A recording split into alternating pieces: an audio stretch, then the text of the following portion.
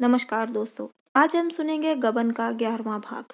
कहानी को आगे बढ़ाने से पहले अब तक हमने जाना कि कलकत्ता में रमानाथ देवीदीन के घर पर रहते हुए देवीदीन की पत्नी जग्गू के सुझाव पर वहीं छोटी सी चाय की दुकान खोल लेता है, जिससे उसे अच्छी आमदनी होने लगती है। यहाँ जालपा रमानाथ का पता लगाने के लिए शतरंज का नक्शा अखबार में छपवाने के लिए भेजती है। वह रतन के कहने पर 50 रुपए का इनाम रख देती है।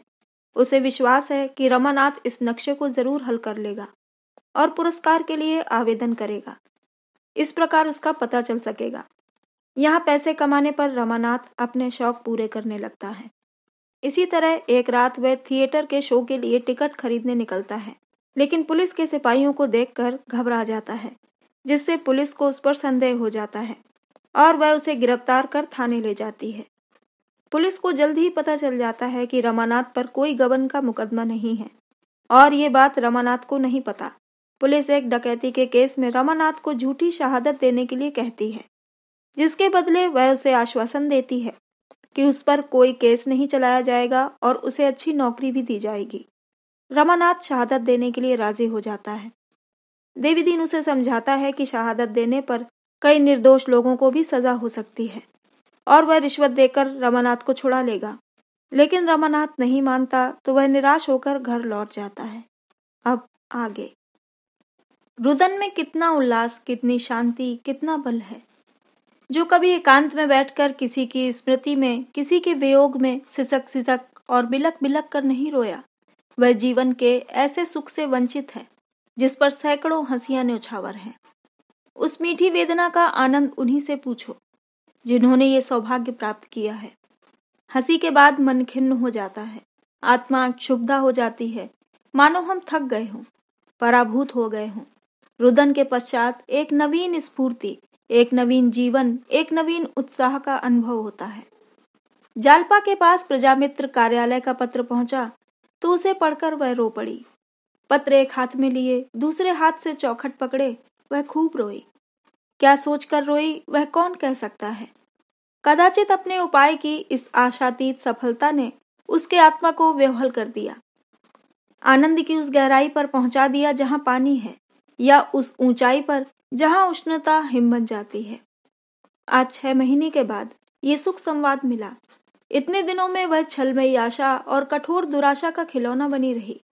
आह, कितनी बार उसके मन में तरंग उठी कि इस जीवन का क्यों ना अंत कर दूं।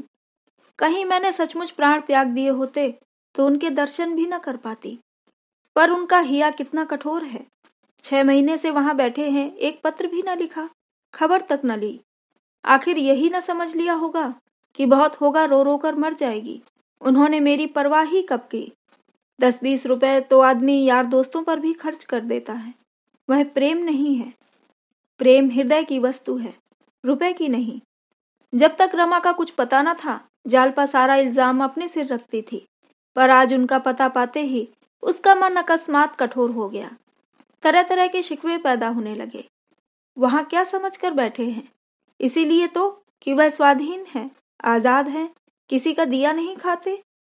इसी तरह मैं कहीं बिना कहे सुने चली जाती तो वह मेरे साथ किस तरह पेश आते। शायद तलवार लेकर गर्दन पर सवार हो जाते या जिंदगी भर मुंह न देखते। वहीं खड़े खड़े जालपा ने मन ही मन शिकायतों का दफ्तर खोल दिया। सहसा रमेश बाबू ने द्वार पर पुकारा, गोपी, गोपी, जरा इधर आना। मुंशी जी ने अपने कमरे में पड़े पड़े कराहकर कहा, कौन है भाई, कमरे में आ जाओ। अरे, आप हैं रमेश बाबू। बाबूजी, मैं तो मरकर जिया हूँ। बस यही समझिए कि नई जिंदगी हुई। कोई आशा न थी, कोई आगे न कोई पीछे, दोनों लौंडे आवारा हैं। मैं मरूं या जीऊं उनसे मतलब नहीं। उनकी माँ को मेरी सूरत देखते डर लगता है। बस बेचारी बहू ने मेरी जान बचाई। वह न होती तो अब तक चल बसा होता। रमेश बाबू ने कृत्रिम संवेदना दिखाते हुए कहा, आप इतने बीमार हो गए और मुझे खबर तक न हुई। मेरे यहाँ रहते आपको इतना कष्ट हुआ। बहू जी ने भी मुझे एक पुर्जा तक न लिख दिया। छुट्टी लेनी पड़ी होगी। मुंशी, छुट्टी के लिए दरख्वास्त तो भेज दी थी, मगर साहब मैंने डॉक्टरी सर्टिफिकेट नहीं भेजी। 16 रुपए किसके घर से लाता। एक दिन सिविल सर्जन के पास गया, मगर उन्होंने चिट्ठी लिखने से इनकार कर दिया। आप तो जानते हैं वह बिना फीस लिए बात नहीं करते। मैं चला आया और दरख्वास्त भेज दी। मालूम नहीं मंजूर हुई या नहीं। ये तो डॉक्टरों का हाल है। देख रहे हैं कि आदमी मर रहा है, पर बिना भेंट लिए कदम न उठाएंगे। रमेश बाबू ने चिंतित होकर कहा, ये तो आपने बुरी खबर सुनाई, मगर आपकी छुट्टी नामंजूर हुई तो क्या होगा? मुंशी जी ने माथा ठोंक कर कहा, होगा क्या, घर बैठ रहूंगा। साहब पूछेंगे तो साफ कह दूंगा, मैं सर्जन के पास गया था, उसने छुट्टी नहीं दी। आखिर इन्हें क्यों सरकार ने नौकर रखा है? महज कुर्सी की शोभा बढ़ाने के लिए? मुझे डिसमिस हो जाना मंजूर है, पर सर्टिफिकेट न दूंगा। लौंडे गायब हैं, आपके लिए पान तक लाने वाला कोई नहीं। क्या करूं? रमेश ने मुस्कुराकर कहा, मेरे लिए आप तरद्दुद न करें। मैं आज पान खाने नहीं, भरपेट मिठाई खाने आया हूँ। जालपा को पुकार कर, बहू जी, तुम्हारे लिए खुशखबरी लाया हूँ, मिठाई मंगवा लो। जालपा ने पान की तश्तरी उनके सामने रखकर कहा, पहले वह खबर सुनाइए। शायद आप जिस खबर को नई नई समझ रहे हो वह पुरानी हो गई हो। रमेश, जी कहीं हो ना, रमानाथ का पता चल गया, कलकत्ता में है। जालपा, मुझे पहले ही मालूम हो चुका है। मुंशी जी झपट कर उठ बैठे। उनका ज्वर मानो भाग कर उत्सुकता की आड़ में जा छिपा। रमेश का हाथ पकड़कर बोले, मालूम हो गया, कलकत्ते में है। कोई खत आया था? रमेश, खत नहीं था, एक पुलिस इंक्वायरी थी। मैंने कह दिया उन पर किसी तरह का इल्जाम नहीं है। तुम्हें कैसे मालूम हुआ बहू जी? जालपा ने अपनी स्कीम बयान की। प्रजामित्र कार्यालय का पत्र भी दिखाया। पत्र के साथ रुपयों की एक रसीद थी, जिस पर रमा का हस्ताक्षर था। रमेश, दस्तखत तो रमा बाबू का है, बिल्कुल साफ। धोखा हो ही नहीं सकता। मान गया बहू जी तुम्हें। वाह, क्या हिकमत निकाली है। हम सबके कान काट लिए, किसी को न सूझी। अब जो सोचते हैं तो मालूम होता है कितनी आसान बात थी। किसी को जाना चाहिए जो बच्चा को पकड़कर घसीट लाए। ये बातचीत हो रही थी कि रतन आ पहुंची। जालपा उसे देखते ही वहां से निकली और उसके गले से लिपटकर बोली, बहन, कलकत्ता से पत्र आ गया, वही है। रतन, मेरे सिर की कसम? जालपा, हाँ सच कहती हूँ, खत देखो ना। रतन, तो आज ही चली जाओ। जालपा, यही तो मैं भी सोच रही हूँ, तुम चलोगी? रतन, चलने को तो मैं तैयार हूँ, लेकिन अकेला घर किस पर छोड़ूं? बहन, मुझे मणिभूषण पर कुछ शुभा होने लगा है। उसकी नीयत अच्छी नहीं मालूम होती। बैंक में 20,000 रुपए से कम न थे, सब न जाने कहाँ उड़ा दिए। कहता है क्रियाक्रम में खर्च हो गए। हिसाब मांगती हूँ तो आंखें दिखाता है। दफ्तर की कुंजी अपने पास रखे हुए है, मांगती हूँ तो टाल जाता है। मेरे साथ कोई कानूनी चाल चल रहा है। डरती हूँ मैं उधर जाऊं, इधर वह सब कुछ ले देकर चलता बने। बंगले के ग्राहक आ रहे हैं। मैं भी सोचती हूँ गांव में जाकर शांति से पड़ी रहूं। बंगला बिक जाएगा तो नगद रुपए हाथ आ जाएंगे। मैं न रहूंगी तो शायद ये रुपए मुझे देखने को भी न मिले। गोपी को साथ लेकर आज ही चली जाओ, रुपए का इंतजाम मैं कर दूंगी।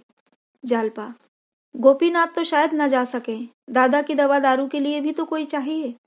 रतन, वह मैं कर दूंगी। मैं रोज सवेरे आ जाऊंगी और दवा देकर चली जाऊंगी। शाम को भी एक बार आ जाया करूंगी। जालपा ने मुस्कुराकर कहा, और दिन भर उनके पास बैठा कौन रहेगा? रतन, मैं थोड़ी देर बैठी भी रहा करूंगी, मगर तुम आज ही जाओ। बेचारे वहां न जाने किस दशा में होंगे। तो यही तय रही ना?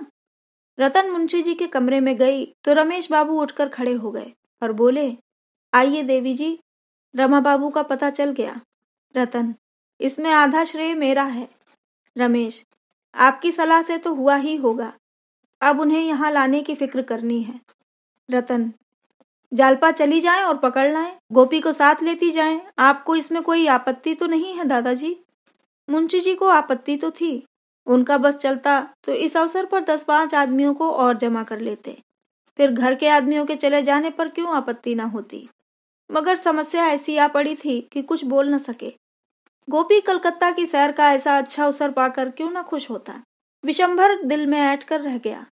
विधाता ने उसे छोटा न बनाया होता तो आज उसकी यह हक तलफी न होती। गोपी ऐसे कहाँ के बड़े होशियार हैं, जहाँ जाते हैं कोई न कोई चीज खो आते हैं। हाँ, मुझसे बड़े हैं। इस दैवी विधान ने उसे मजबूर कर दिया। रात को 9 बजे जालपा चलने को तैयार हुई। सास ससुर के चरणों पर सिर झुकाकर आशीर्वाद लिया। विशंभर रो रहा था। उसे गले लगाकर प्यार किया और मोटर पर बैठी। रतन स्टेशन तक पहुंचाने के लिए आई थी। मोटर चली तो जालपा ने कहा, बहन, कलकत्ता तो बहुत बड़ा शहर होगा, वहां कैसे पता चलेगा? रतन, पहले प्रजामित्र के कार्यालय में जाना, वहां से पता चल जाएगा। गोपी बाबू तो हैं ही। जालपा, ठहरूंगी कहाँ? रतन, कई धर्मशाले हैं, नहीं होटल में ठहर जाना। देखो, रुपए की जरूरत पड़े तो मुझे तार देना, कोई ना कोई इंतजाम करके भेजूंगी। बाबूजी आ जाएं तो मेरा बड़ा उपकार हो, ये मणिभूषण मुझे तबाह कर देगा। जालपा, होटल वाले बदमाश तो ना होंगे? रतन, कोई जरा भी शरारत करे तो ठोकर मारना, बस कुछ पूछना मत। ठोकर जमाकर तब बात करना। कमर से एक छुरी निकालकर, इसे अपने पास रख लो, कमर में छिपाए रखना। मैं जब कभी बाहर निकलती हूँ तो इसे अपने पास रख लेती हूँ, इससे दिल बड़ा मजबूत रहता है। जो मर्द किसी स्त्री को छेड़ता है उसे समझ लो कि पल्ले सिरे का कायर, नीच और लंपट है। तुम्हारी छुरी की चमक और तुम्हारे तेवर देखकर ही उसकी ऐसी तैसी हो जाएगी, सीधा दुम दबाकर भागेगा। लेकिन अगर ऐसा मौका आ ही पड़े जब तुम्हें छुरी से काम लेने के लिए मजबूर हो जाना पड़े, तो जरा भी मत झिझकना, छुरी लेकर पिल पड़ना। इसकी बिल्कुल फिक्र मत करना कि क्या होगा क्या ना होगा, जो कुछ होना होगा हो जाएगा। जालपा ने छुरी ले ली पर कुछ बोली नहीं। उसका दिल भारी हो रहा था। इतनी बातें सोचने और पूछने की थीं कि उनके विचार से ही उसका दिल बैठा जाता था। स्टेशन आ गया। कुलियों ने असबाब उतारा। गोपी टिकट लाया। जालपा पत्थर की मूर्ति की भांति प्लेटफार्म पर खड़ी रही, मानो चेतना शून्य हो गई हो। किसी बड़ी परीक्षा के पहले हम मौन हो जाते हैं। हमारी सारी शक्तियां उस संग्राम की तैयारी में लग जाती हैं। रतन ने गोपी से कहा, होशियार रहना। गोपी इधर कई महीनों से कसरत करता था। चलता तो मुड्ढे और छाती को देखा करता। देखने वालों को तो वह ज्यों का त्यों मालूम होता है, पर अपनी नजर में वह कुछ और हो गया था। शायद उसे आश्चर्य होता था कि उसे आते देखकर क्यों लोग रास्ते से नहीं हट जाते, क्यों उसके डील डॉल से भयभीत नहीं हो जाते। अकड़कर बोला, किसी ने जरा चीं चपड़ की तो तोड़ दूंगा। रतन मुस्कुराई, ये तो मुझे मालूम है, सो मत जाना। पलक तक तो झपकेगी नहीं, मजाल है नींद आ जाए। गाड़ी आ गई। गोपी ने एक डब्बे में घुसकर कब्जा जमाया। जालपा की आंखों में आंसू भरे हुए थे। बोली, बहन, आशीर्वाद दो कि उन्हें लेकर कुशल से लौट आऊं। इस समय उसका दुर्बल मन कोई आश्रय, कोई सहारा, कोई बल ढूंढ रहा था, और आशीर्वाद और प्रार्थना के सिवा वह बल उसे कौन प्रदान करता? यही बल और शांति का वह अक्षय भंडार है जो किसी को निराश नहीं करता, जो सबकी बाह पकड़ता है, सबका बेड़ा पार लगाता है। इंजन ने सीटी दी। दोनों सहेलियां गले मिली। जालपा गाड़ी में जा बैठी। रतन ने कहा, जाते ही जाते खत भेजना। जालपा ने सिर हिलाया। अगर मेरी जरूरत मालूम हो तो तुरंत लिखना, मैं सबको छोड़कर चली आऊंगी। जालपा ने सिर हिला दिया। रास्ते में रोना मत। जालपा हंस पड़ी। गाड़ी चल दी। देवीदीन ने चाय की दुकान उसी दिन से बंद कर दी थी और दिन भर उस अदालत की खाक छानता फिरता था जिसमें डकैती का मुकदमा पेश था और रमानाथ की शहादत हो रही थी। 3 दिन रमा की शहादत बराबर होती रही और तीनों दिन देवीदीन ने न कुछ खाया और न सोया। आज भी उसने घर आते ही आते कुर्ता उतार दिया और एक पंखिया लेकर झलने लगा। फागुन लग गया था और कुछ कुछ गर्मी शुरू हो गई थी, पर इतनी गर्मी न थी कि पसीना बहे या पंखे की जरूरत हो। अफसर लोग तो जाड़ों के कपड़े पहने हुए थे, लेकिन देवीदीन पसीने में तर था। उसका चेहरा, जिस पर निष्कपट बुढ़ापा हंसता रहता था, खिसियाया हुआ था, मानो बेगार से लौटा हो। जग्गू ने लोटे में पानी लाकर रख दिया और बोली, चिलम रख दूं? देवीदीन की आज 3 दिन से यह खातिर हो रही थी। इसके पहले बुढ़िया कभी चिलम रखने को न पूछती थी। देवीदीन इसका मतलब समझता था। बुढ़िया को सदैव नजरों से देखकर बोला, नहीं, रहने दो, चिलम न पीऊंगा। तो मुंह हाथ तो धो लो, गर्द पड़ी हुई है। धो लूंगा, जल्दी क्या है? बुढ़िया आज का हाल जानने को उत्सुक थी, पर डर रही थी कहीं देवीदीन झुंझला न पड़े। वह उसकी थकान मिटा देना चाहती थी, जिससे देवीदीन प्रसन्न होकर आप ही आप सारा वृत्तांत कह चले। तो कुछ जलपान तो कर लो, दोपहर को भी कुछ नहीं खाया था। मिठाई लाऊं? लाओ, पंखी मुझे दे दो। देवी दीन ने पंखिया दे दी। बुढ़िया झलने लगी। 2-3 मिनट तक आंखें बंद करके बैठे रहने के बाद देवी दीन ने कहा, आज भैया की गवाही खत्म हो गई। बुढ़िया का हाथ रुक गया। बोली, तो कल से वह घर आ जाएंगे? देवी दीन, अभी नहीं छुट्टी मिली जाती, यही बयान दीवानी में देना पड़ेगा। और अब वह यहाँ आने ही क्यों लगे? कोई अच्छी जगह मिल जाएगी, घोड़े पर चढ़े चढ़े घूमेंगे। मगर है बड़ा पक्का मतलबी, 15 बेगुनाहों को फंसा दिया, 5-6 को तो फांसी हो जाएगी, औरों को 10-10 12-12 साल की सजा मिली रखी है। इसी के बयान से मुकदमा सबूत हो गया। कोई कितनी भी जरह करे, क्या मजाल जरा भी हिचकिचाए, अब एक भी न बचेगा। किसने कर्म किया किसने नहीं किया, इसका हाल दैव ही जाने, पर मारे सब जाएंगे। घर से भी तो सरकारी रुपया खाकर भागा था, हमें बड़ा धोखा हुआ। जग्गो ने मीठे तिरस्कार से देखकर कहा, अपनी नेकी बदी अपने साथ है, मतलबी तो संसार है, कौन किसके लिए मरता है। देवी दीन ने तीव्र स्वर में कहा, अपने मतलब के लिए जो दूसरों का गला काटे उसको जहर दे देना भी पाप नहीं है। सहसा 2 प्राणी आकर खड़े हो गए। एक गोरा खूबसूरत लड़का था जिसकी उम्र 15-16 साल से ज्यादा न थी। दूसरा अधेड़ था और सूरत से चपरासी मालूम होता था। देवी दीन ने पूछा, किसे खोजते हो? चपरासी ने कहा, तुम्हारा ही नाम देवी दीन है ना? मैं प्रजामित्र के दफ्तर से आया हूँ। ये बाबू उन्हीं रमानाथ के भाई हैं जिन्हें शतरंज का इनाम मिला था। ये उन्हीं की खोज में दफ्तर गए थे, संपादक जी ने तुम्हारे पास भेज दिया। तो मैं जाऊं ना? ये कहता हुआ वह चला गया। देवी दीन ने गोपी को सिर से पांव तक देखा। आकृति रमा से मिलती थी। बोला, आओ बेटा बैठो, कब आए घर से? गोपी ने एक खटिक की दुकान पर बैठना शान के खिलाफ समझा। खड़ा खड़ा बोला, आज ही तो आया हूँ, भाभी भी साथ हैं, धर्मशाले में ठहरा हुआ हूँ। देवी दीन ने खड़े होकर कहा, तो जाकर बहू को यहाँ लाओ ना, ऊपर तो रमा बाबू का कमरा है ही, आराम से रहो, धर्मशाले में क्यों पड़े रहोगे? नहीं चलो मैं भी चलता हूँ, यहाँ सब तरह का आराम है। उसने जग्गू को ये खबर सुनाई और ऊपर झाड़ू लगाने को कहकर गोपी के साथ धर्मशाले चल दिया। बुढ़िया ने तुरंत ऊपर जाकर झाड़ू लगाया, लपक कर हलवाई की दुकान से मिठाई और दही लाई, सुराही में पानी भरकर रख दिया, फिर अपना हाथ मुंह धोया, एक रंगीन साड़ी निकाली, गहने पहने और बन ठन कर बहू की राह देखने लगी। इतने में फिटन भी आ पहुंची। बुढ़िया ने जाकर जालपा को उतारा। जालपा पहले तो साग भाजी की दुकान देखकर कुछ झिझकी, पर बुढ़िया का स्नेह स्वागत देखकर उसकी झिझक दूर हो गई। उसके साथ ऊपर गई तो हर एक चीज इसी तरह अपनी जगह पर पाई, मानो अपना ही घर हो। जग्गू ने लोटे में पानी रखकर कहा, इसी घर में भैया रहते थे बेटी, आज 15 रोज से घर सूना पड़ा हुआ है। हाथ मुंह धोकर दही चीनी खा लो ना बेटी, भैया का हाल तो अभी तुम्हें न मालूम हुआ होगा। जालपा ने सिर हिलाकर कहा, कुछ ठीक ठीक नहीं मालूम हुआ। वह जो पत्र छपता है वहां मालूम हुआ था कि पुलिस ने गिरफ्तार कर लिया है। देवी दीन भी ऊपर आ गया था। बोला, गिरफ्तार तो किया था, पर अब तो वह एक मुकदमे में सरकारी गवाह हो गए हैं। प्रयागराज में अब उन पर कोई मुकदमा न चलेगा और शायद नौकरी चाकरी भी मिल जाए। जालपा ने गर्व से कहा, क्या इसी डर से वह सरकारी गवाह हो गए हैं? वहां तो उन पर कोई मामला ही नहीं है, मुकदमा क्यों चलेगा? देवी दीन ने डरते डरते कहा, कुछ रुपए पैसे का मामला था ना।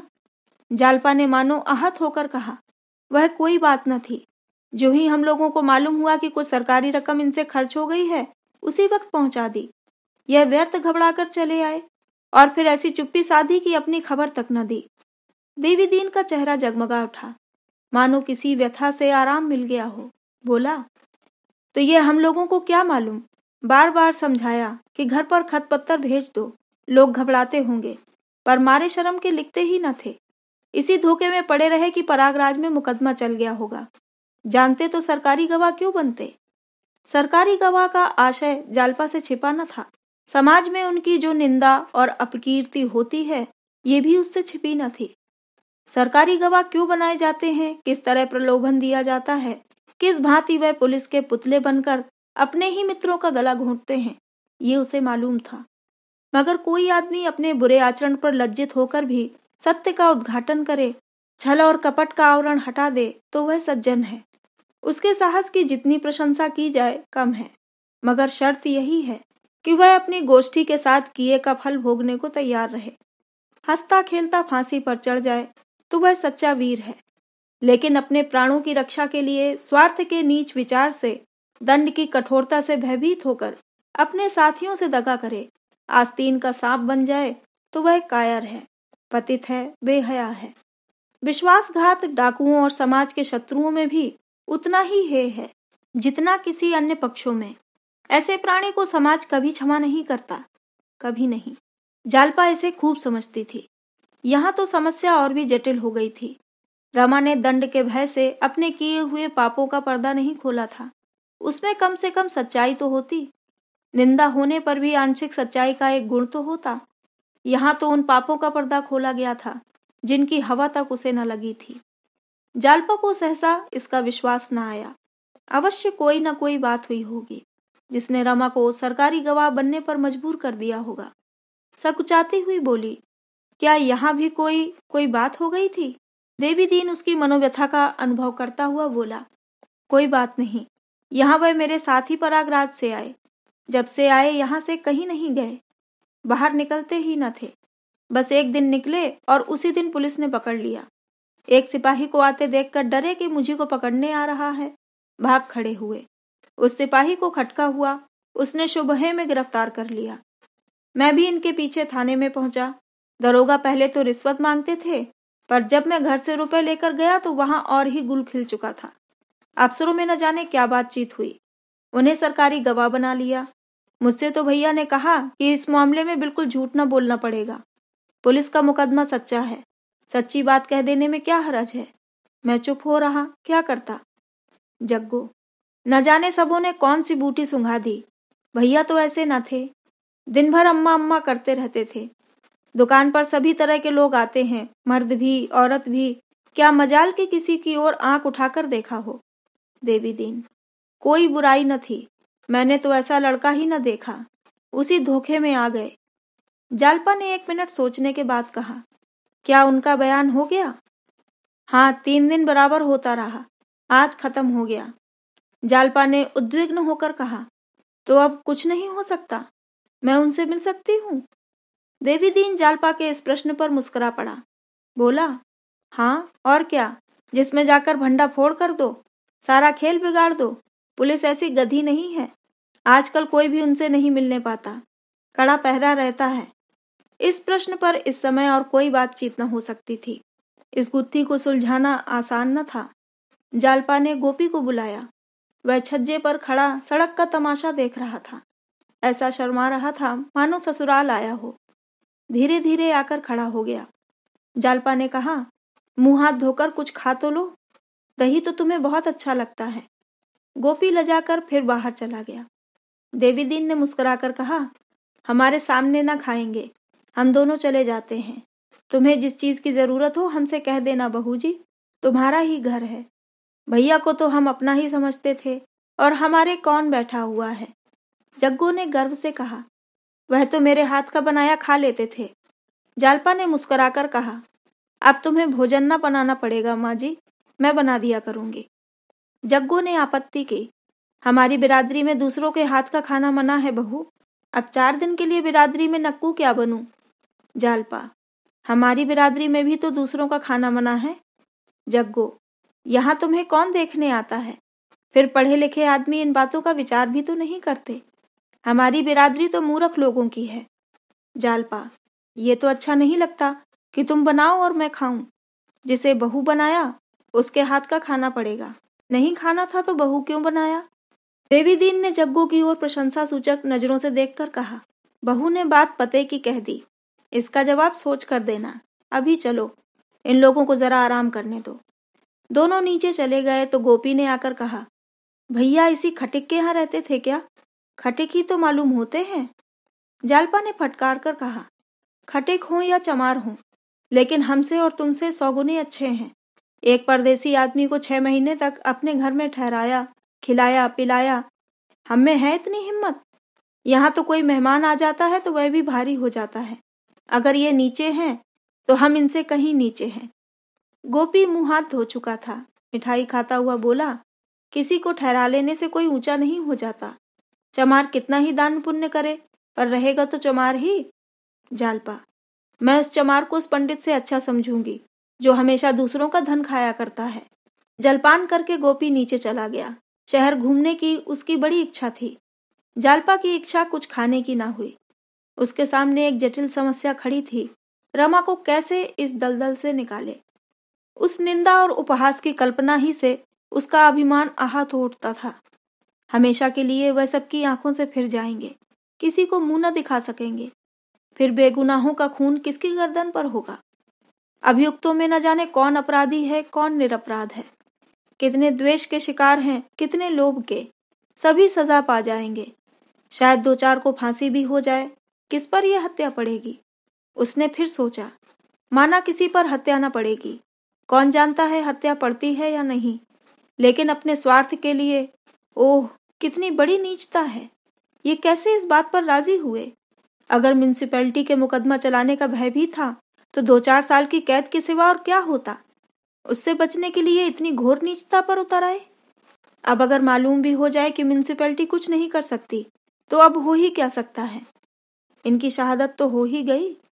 सहसा एक बात किसी भारी कील की तरह उसके हृदय में चुभ गई।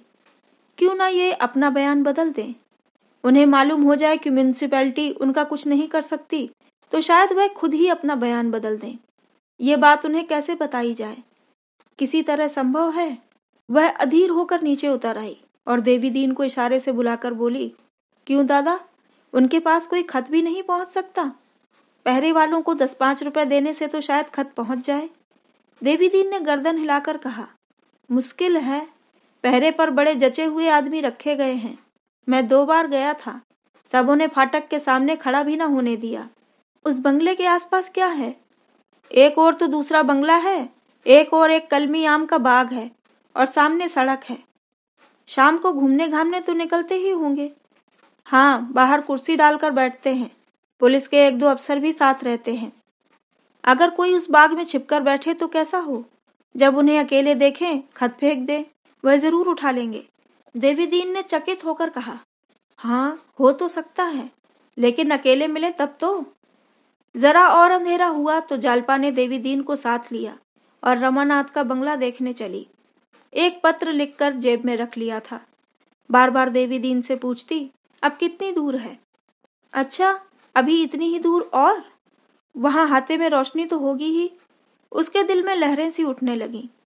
रमा अकेले टहलते हुए मिल जाए तो क्या पूछना। रुमाल में बांधकर खत को उनके सामने फेंक दूं। उनकी सूरत बदल गई होगी। सहसा उसे शंका हो गई, कहीं वह पत्र पढ़कर भी अपना बयान न बदलें, तब क्या होगा। कौन जाने अब मेरी याद भी उन्हें है या नहीं। कहीं मुझे देखकर वह मुंह उधर लें तो। इस शंका से वह सहम उठी। देवी दीन से बोली, क्यों दादा, वह कभी घर की चर्चा करते थे? देवी दीन ने सिर हिलाकर कहा, कभी नहीं, मुझसे तो कभी नहीं की। उदास बहुत रहते थे। इन शब्दों ने जालपा की शंका को और भी सजीव कर दिया। शहर की घनी बस्ती से ये लोग दूर निकल आए थे। चारों ओर सन्नाटा था। दिन भर वेग से चलने के बाद इस समय पवन भी विश्राम कर रही थी।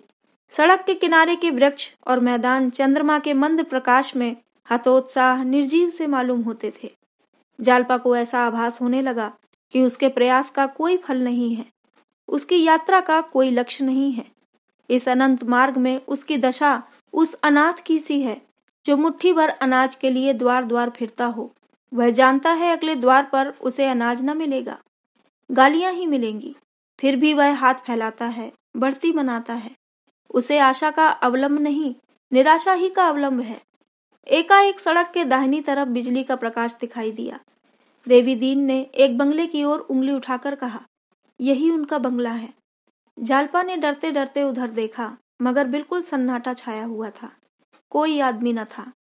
फाटक पर ताला पड़ा हुआ था। जालपा बोली, यहाँ तो कोई नहीं है। देवी दीन ने फाटक के अंदर झांककर कहा, हाँ शायद ये बंगला छोड़ दिया। कहीं घूमने गए होंगे। घूमने जाते तो द्वार पर पहरा होता। ये बंगला छोड़ दिया तो लौट चलें? नहीं, जरा पता लगाना चाहिए गए कहाँ। बंगले के दाहिनी तरफ आमों के बाग में प्रकाश दिखाई दिया। शायद खटिक बाग की रखवाली कर रहा था। देवी दीन ने बाग में आकर पुकारा, कौन है यहाँ? किसने ये बाग लिया है? एक आदमी आमों के झुरमुट से निकल आया। देवी दीन ने उसे पहचान कर कहा, अरे तुम हो जंगली, तुमने ये बाग लिया है? जंगली ठिगना सा गठीला आदमी था। बोला, हाँ दादा, ले लिया, पर कुछ है नहीं, दंड ही भरना पड़ेगा। तुम यहाँ कैसे आ गए? कुछ नहीं, यूं ही चला आया था। इस बंगले वाले आदमी क्या हुए? जंगली ने इधर उधर देखकर कनबतियों में कहा, इसमें वही मुखबिर टिका हुआ था। आज सब चले गए। सुनते हैं 15-20 दिन में आएंगे, जब फिर हाई कोर्ट में मुकदमा पेश होगा। पढ़े लिखे आदमी भी ऐसे दगाबाज होते हैं दादा, सरासर झूठी गवाही दी। न जाने इसके बाल बच्चे हैं या नहीं, भगवान को भी नहीं डरा। जालपा वहीं खड़ी थी। देवी दीन ने जंगली को और जहर उगलने का अवसर न दिया। बोला, तो 15-20 दिन में आएंगे, खूब मालूम है? जंगली, हाँ, वही पहरे वाले कह रहे थे। कुछ मालूम हुआ कहाँ गए हैं? वही मौका देखने गए हैं जहाँ वारदात हुई थी। देवी दीन चिलम पीने लगा और जालपा सड़क पर आकर टहलने लगी। रमा की यह निंदा सुनकर उसका हृदय टुकड़े टुकड़े हुआ जाता था। उसे रमा पर क्रोध न आया, ग्लानि न आई। उसे हाथों का सहारा देकर इस दलदल से निकालने के लिए उसका मन विकल हो उठा। रमा चाहे उसे दुत्कार ही क्यों न दे, उसे ठुकरा ही क्यों न दे, वह उसे अपयश के अंधेरे खड्ड में न गिरने देगी। जब दोनों यहाँ से चले तो जालपा ने पूछा, इस आदमी से कह दिया ना कि जब वह आ जाए तो हमें खबर दे दे? हाँ, कह दिया। 1 महीना गुजर गया। गोपीनाथ पहले तो कई दिन कलकत्ता की सैर करता रहा, मगर 4-5 दिन में ही यहाँ से उसका जी ऐसा उचाट हुआ कि घर की रट लगानी शुरू की। आखिर जालपा ने उसे लौटा देना ही अच्छा समझा। यहाँ तो वह छिप छिप कर रोया करता था। जालपा कई बार रमा के बंगले तक हो आई। वह जानती थी कि अभी रमा नहीं आए हैं, फिर भी वहां का एक चक्कर लगा आने में उसको एक विचित्र संतोष होता था। जालपा कुछ पढ़ते पढ़ते या लेटे लेटे थक जाती तो एक क्षण के लिए खिड़की के सामने आ खड़ी होती। एक दिन शाम को वह खिड़की के सामने आई तो सड़क पर मोटरों की एक कतार नजर आई। कौतूहल हुआ, इतनी मोटरें कहाँ जा रही हैं? गौर से देखने लगी। 6 मोटरें थीं। उनमें पुलिस के अफसर बैठे हुए थे, एक में सब सिपाही थे। आखिरी मोटर में जब उसकी निगाह पड़ी तो मानो उसके सारे शरीर में बिजली की लहर दौड़ गई। वह ऐसी तन्मय हुई कि खिड़की से जीने तक दौड़ी आई, मानो मोटर को रोक लेना चाहती हो। पर इसी एक पल में उसे मालूम हो गया कि मेरे नीचे उतरते उतरते मोटरें निकल जाएंगी। वह फिर खिड़की के सामने आई। रमा अब बिल्कुल सामने आ गया था। उसकी आंखें खिड़की की ओर लगी हुई थीं। जालपा ने इशारे से कुछ कहना चाहा, पर संकोच ने रोक दिया। ऐसा मालूम हुआ कि रमा की मोटर कुछ धीमी हो गई है। देवी दीन की आवाज भी सुनाई दी, मगर मोटर रुकी नहीं। एक ही क्षण में वह आगे बढ़ गई, पर रमा अब भी रह रह कर खिड़की की ओर ताकता जाता था। जालपा ने जीने पर आकर कहा, दादा। देवी दीन ने सामने आकर कहा, भैया आ गए, वह क्या मोटर जा रही है? ये कहता हुआ वह ऊपर आ गया। जालपा ने उत्सुकता को संकोच से दबाते हुए कहा, तुमसे कुछ कहा? देवी दीन, और क्या कहते, खाली राम राम की। मैंने कुशल पूछी, हाथ से दिलासा देते चले गए। तुमने देखा कि नहीं? जालपा ने सिर झुकाकर कहा, देखा क्यों नहीं, खिड़की पर जरा खड़ी थी। उन्होंने भी तुम्हें देखा होगा, खिड़की की ओर ताकते तो थे। बहुत चकराए होंगे कि ये कौन है। कुछ मालूम हुआ मुकदमा कब पेश होगा? कल ही तो। कल ही? इतनी जल्द? तब तो जो कुछ करना है आज ही करना होगा। किसी तरह मेरा खत उन्हें मिल जाता तो काम बन जाता।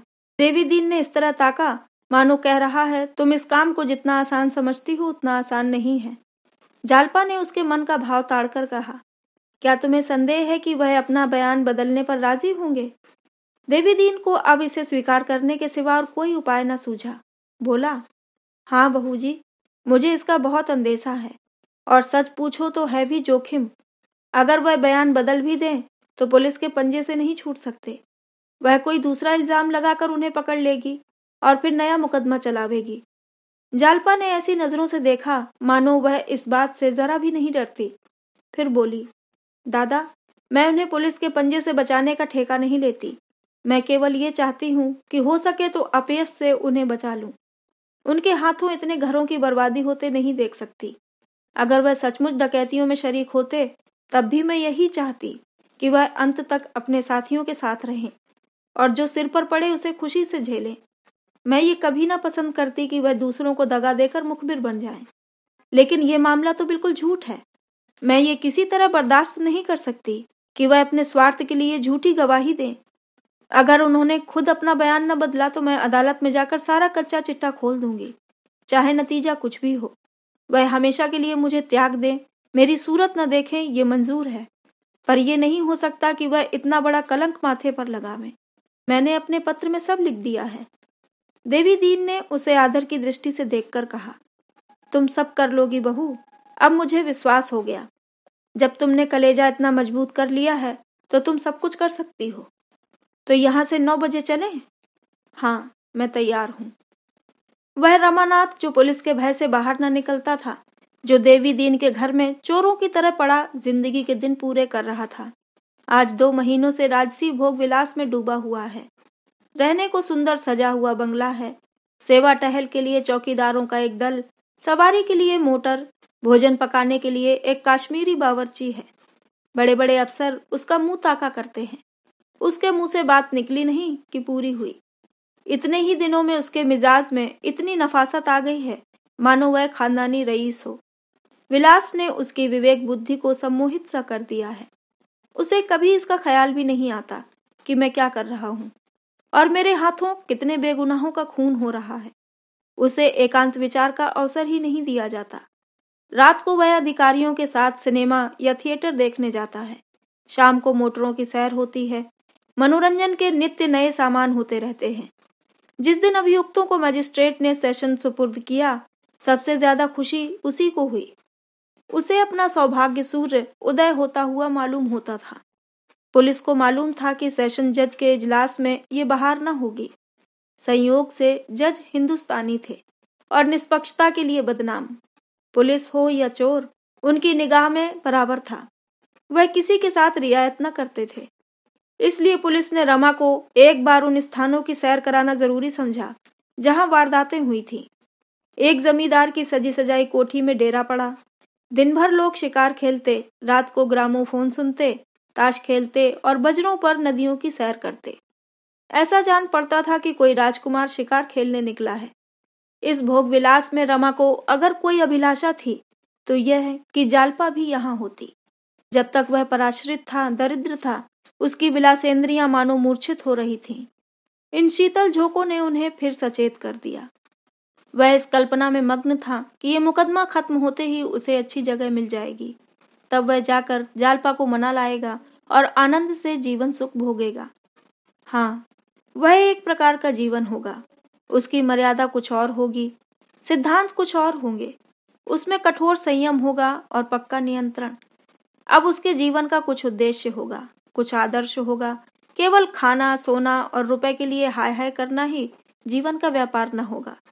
इसी मुकदमे के साथ इस मार्गहीन जीवन का अंत हो जाएगा। दुर्बल इच्छा ने उसे ये दिन दिखाया था और अब एक नए और संस्कृत जीवन का स्वप्न दिखा रही थी। शराबियों की तरह ऐसे मनुष्य रोज ही संकल्प करते हैं, लेकिन उन संकल्पों का अंत क्या होता है? नए नए प्रलोभन सामने आते रहते हैं और संकल्प की अवधि भी बढ़ती चली जाती है। नए प्रभात का उदय कभी नहीं होता। 1 महीना देहात की सैर के बाद रमा पुलिस के सहयोगियों के साथ अपने बंगले पर जा रहा था। रास्ता देवी दीन के घर के सामने से था। कुछ दूर ही से उसे अपना कमरा दिखाई दिया। अनायास ही उसकी निगाह ऊपर उठ गई। खिड़की के सामने कोई खड़ा था। इस वक्त देवी दीन वहां क्या कर रहा है? उसने जरा ध्यान से देखा। ये तो कोई औरत है, मगर औरत कहाँ से आई? क्या देवी दीन ने वह कमरा किराए पर तो नहीं उठा दिया? ऐसा तो उसने कभी नहीं किया। मोटर जरा और समीप आई तो उस औरत का चेहरा साफ नजर आने लगा।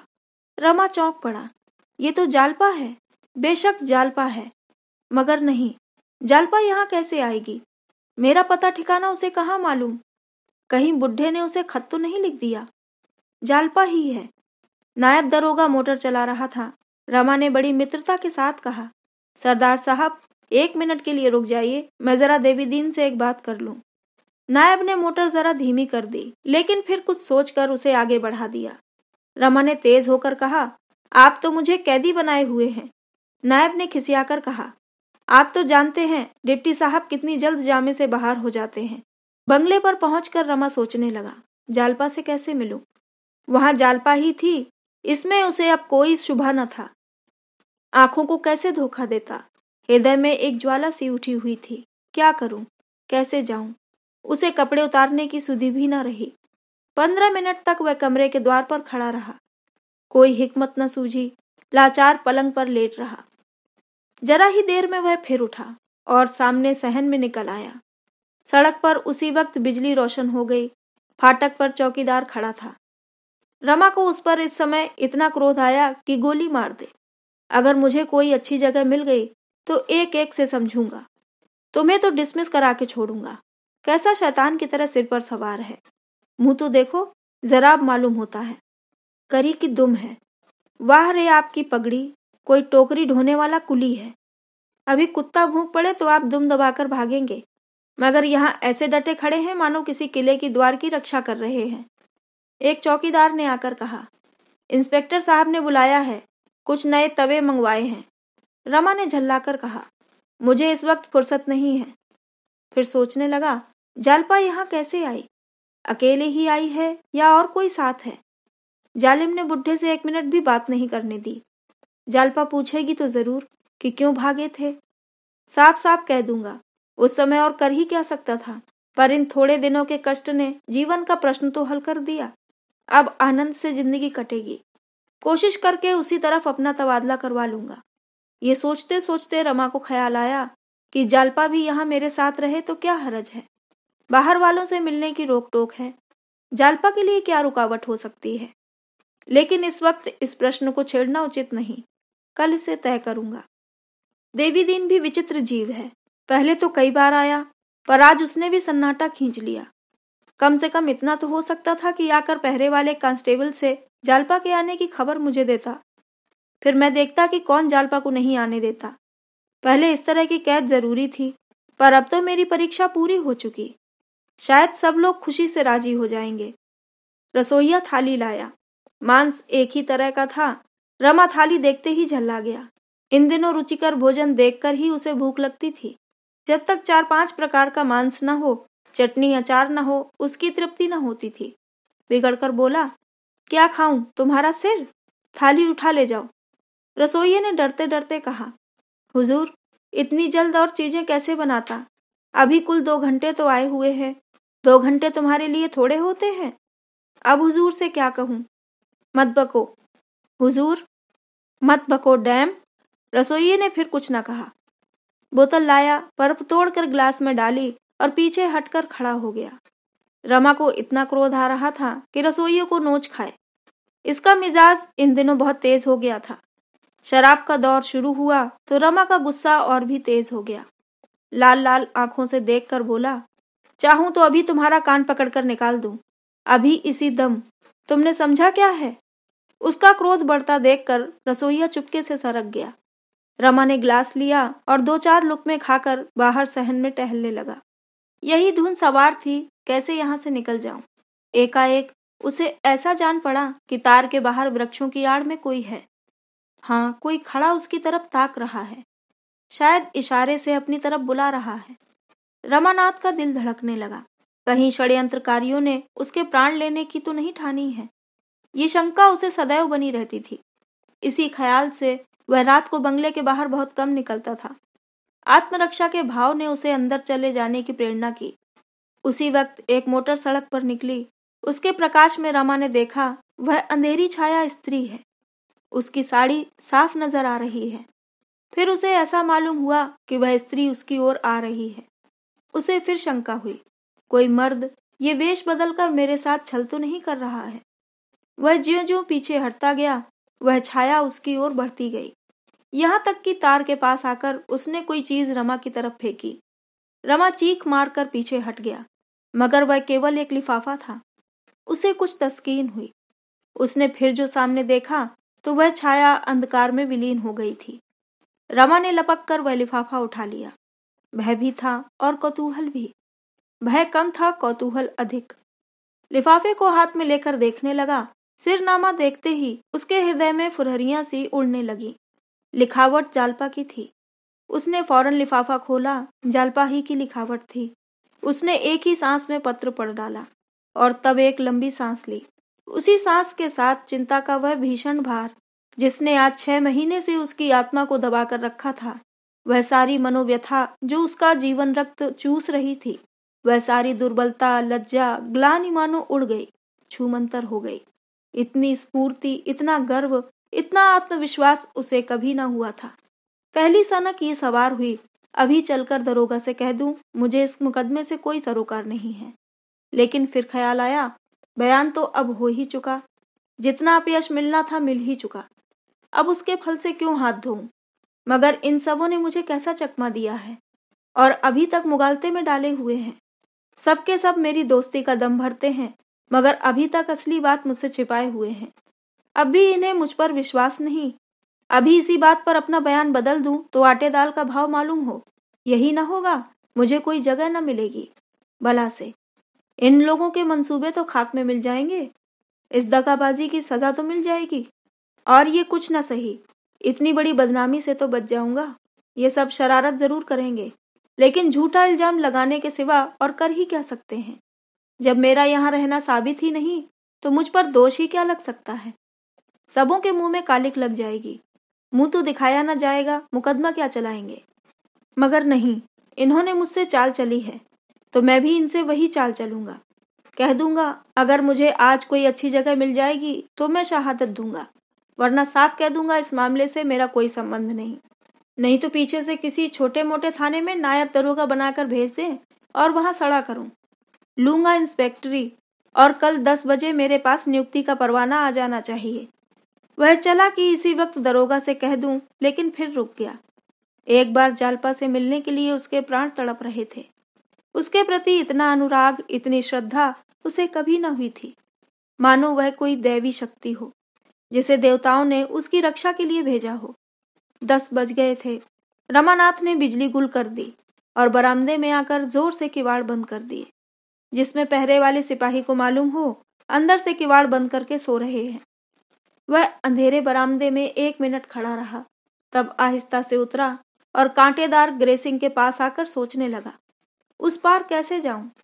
शायद अभी जालपा बगीचे में हो, देवी दीन जरूर उसके साथ होगा। लेकिन यही तार उसकी राह रोके हुए था।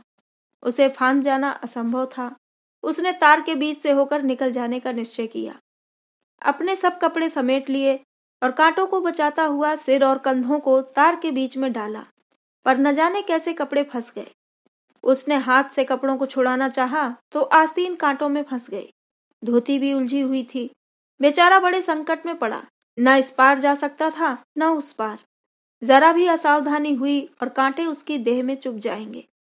मगर इस वक्त उसे कपड़ों की परवाह न थी।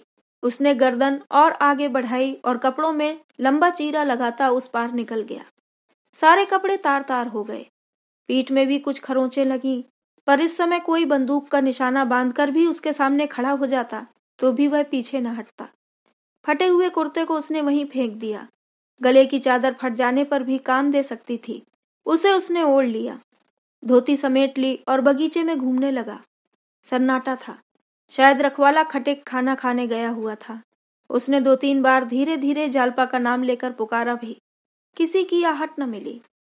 पर निराशा होने पर भी मोह ने उसका गला न छोड़ा। उसने एक पेड़ के नीचे जाकर देखा, समझ गया जालपा चली गई। वह उन्हीं पैरों देवी दीन के घर की ओर चला। उसे जरा भी शौक न था, भला से किसी को मालूम हो जाए कि मैं बंगले से निकल आया हूं। पुलिस मेरा कर ही क्या सकती है? मैं कैदी नहीं हूं, गुलामी नहीं लिखाई है। आधी रात हो गई थी।